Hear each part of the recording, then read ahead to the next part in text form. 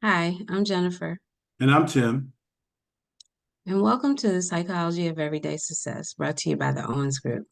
Today's topic is loving the hurt away. So, what is emotional pain? Emotional pain is pain or hurt that originates from non-physical sources.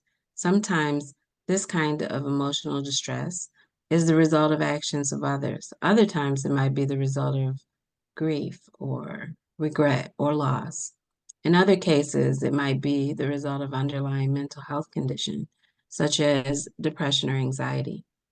Here are a few symptoms of emotional pain. It might be deep sorrow, might be sadness or depression. It might be grief, intense distress, loneliness and isolation, negative emotions, panic, rage, shame, or worthlessness. Yeah. So, what's usually the root cause, though, of emotional pain? Unresolved traumatic life experiences, and especially those that happen in childhood, ages 0 to 25. That's usually the root cause of emotional pain in adulthood.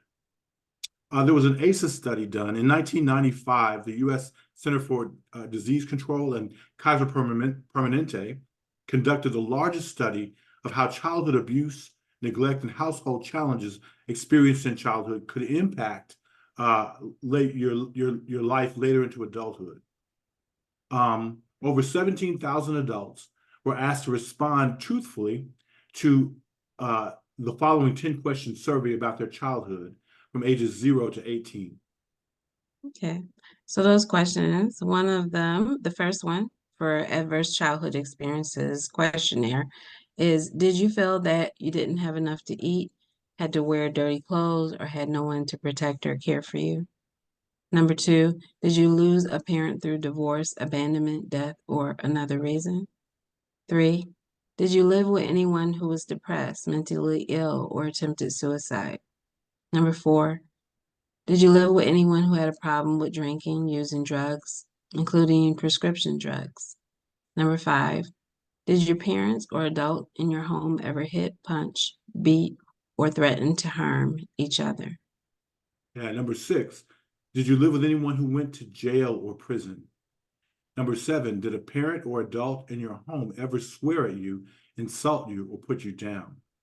Number 8, did a parent or adult in your home ever hit, beat, kick, or physically hurt you in any way? Number 9, did you feel that no one in your family loved you or thought you were special? And number 10, did you experience unwanted sexual contact, such as fondling or oral or anal or vaginal intercourse or penetration? The researchers found that if you answered yes to 3 or more of these questions about your childhood, you are at higher risk in adulthood of experiencing mental illness, physical disease, substance abuse, unplanned pregnancy, incarceration, lower compensation for work performed, more likely to experience divorce, and had a higher likelihood of contracting a sexually transmitted infection. So, unresolved trauma in childhood can have a significant impact on your adulthood and can ultimately cause deep emotional pain. So, in the immortal words of Tina Turner, what does love have to do with it? Through love, we heal emotionally, mentally, physically, and spiritually. So, trauma hurts, but love heals. So, what is love?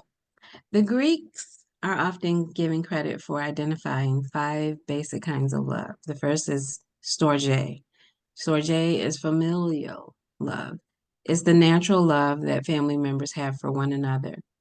Out of the types of love, storge might be the easiest to understand. It's the type of love that parents feel towards their children and vice versa.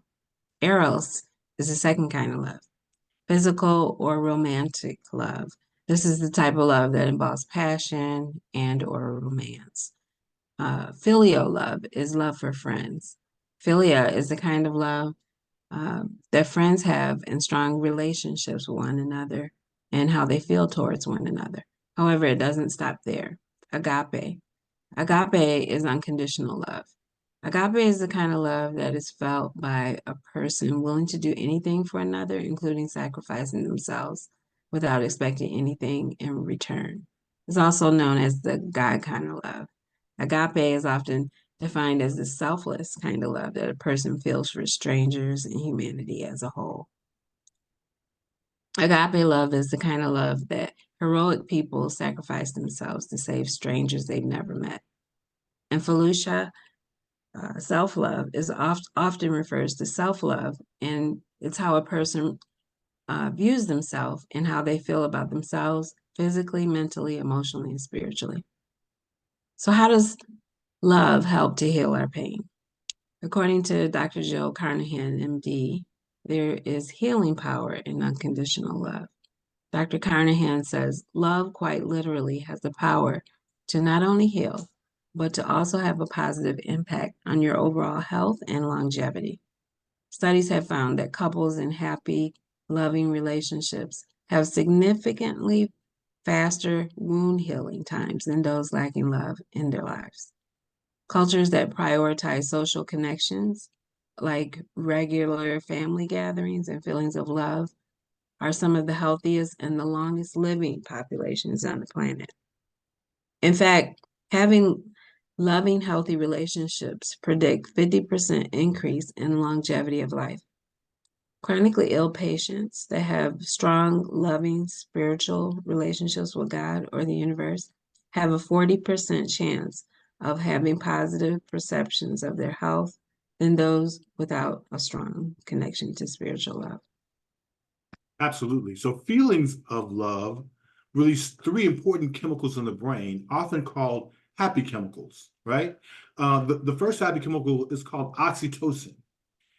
Is released when with physical touch. It tends to be associated with physical touch with the level of trust and safety that someone has for you and promotes emotional bonding, connection, and better mood.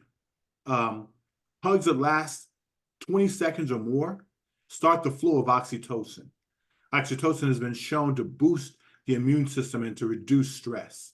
So give somebody a hug and experience some oxytocin, yeah? Mhm. So that's the first one, first happy chemical. The second happy chemical is dopamine. Dopamine is sometimes called the pleasure chemical in the brain because it facilitates the feeling of pleasure in the brain and in the body. Uh, dopamine acts on areas of the brain that give you feelings of pleasure, satisfaction, and motivation. Dopamine also has a role to play in controlling memory, mood, sleep, learning, concentration, movement, and other body functions. It does a whole lot, yeah?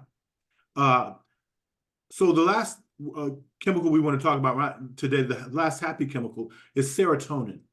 Serotonin in your brain regulates your mood. It's often Mhm. called your body's natural feel-good chemical. When serotonin is at natural level, at normal levels, you feel more focused, emotionally stable, happier, and calmer. Low levels of serotonin are associated with depression. Many medications used to treat anxiety, depression, and other mood disorders often target ways to increase the level of serotonin in your brain.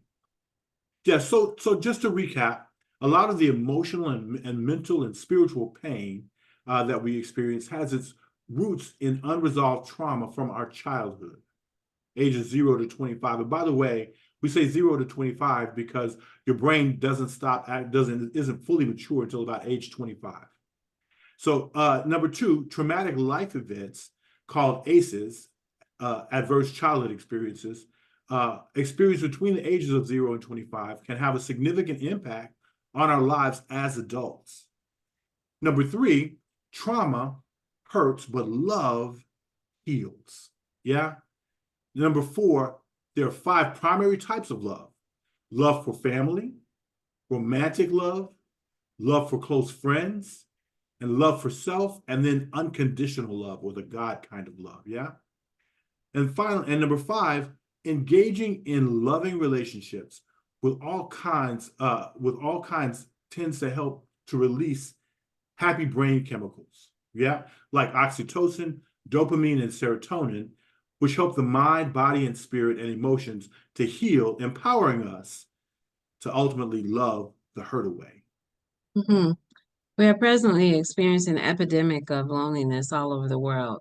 If you're feeling down, depressed, unmotivated, isolated, lonely, or alone, please feel free to reach out to us. We would love to help you get connected to people in your community who care about you and will welcome you into their circle of friends.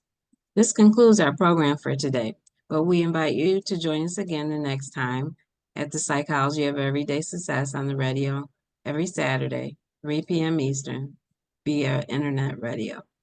Just go to urbanenterprisestulsa.com and click on Stream Urban Radio Online. For a more in-depth experience, find us on Facebook by searching the Psychology of Everyday Success Network.